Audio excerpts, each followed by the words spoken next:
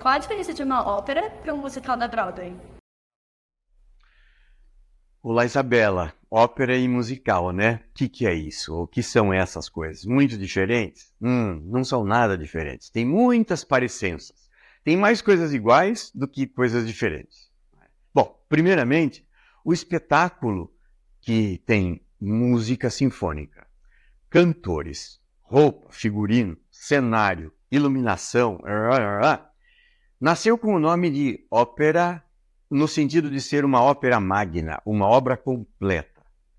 Nasceu na Itália, na França, há uma briga entre esses dois países e outros como a Inglaterra que entraram na jogada, porque mais ou menos na mesma época começam intelectuais se interessarem pelos espetáculos, supostos espetáculos da antiga Grécia, depois Roma, onde espetáculos completos, incríveis aconteciam nos teatros.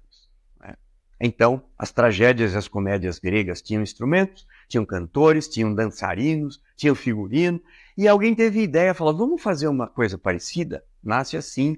Na Itália, o grupo que pensou nisso chama Camerata Bardi, mas na França, Lully, que era músico da corte francesa, já estava fazendo algumas experiências com aquilo que vai se chamar ópera. Então, ópera é um espetáculo que junta todas as formas de artes visuais e musicais, não é verdade? Então você precisa ter um diretor de cena, tem voz, tem instrumentos que tocam, tem roupa de cada um deles, figurino, tem cenário, por isso a obra de arte completa. E foi assim por muitos anos, por muitos séculos. As primeiras óperas nascem no período barroco, e depois ela passa pelo período clássico com muita ênfase, e no período romântico a gente tem então o florescimento da ópera italiana, etc, etc, etc. Foi um modismo enorme, e aí tinha ópera em todo lugar. Toda cidade grande, todo país tinha que ter um teatro de ópera. E aqui no Brasil nós temos lindos teatros de ópera. Na cidade de São Paulo, o nosso teatro da ópera, o Teatro Municipal, foi inaugurado em 1911. Né? Mas antes dele, teatros lindos, como o de Belém, como o de Manaus, no Ciclo da Borracha, nasceram para fazer ópera, com um fosso onde a orquestra fica, e aí figurino e cenário para todo mundo. Veja. Quais são as similaridades com o musical? Muitas. O musical também tem instrumentos que tocam, uma orquestra, ou similar a uma orquestra, muitas vezes uma orquestra mesmo. Tem cantores, tem dançarinos, tem roupa deles, figurino, etc. Né? Cenário, figurino, iluminação, tudo isso.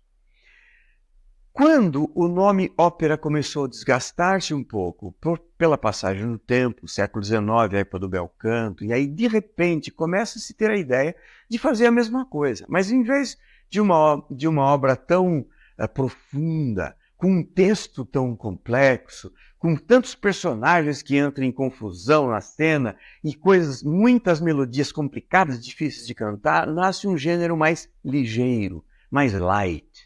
A esse gênero ligeiro de ópera se dá o nome de musical. E é o que de fato é, né? É um teatro musical. Nasceu assim o nome, na verdade.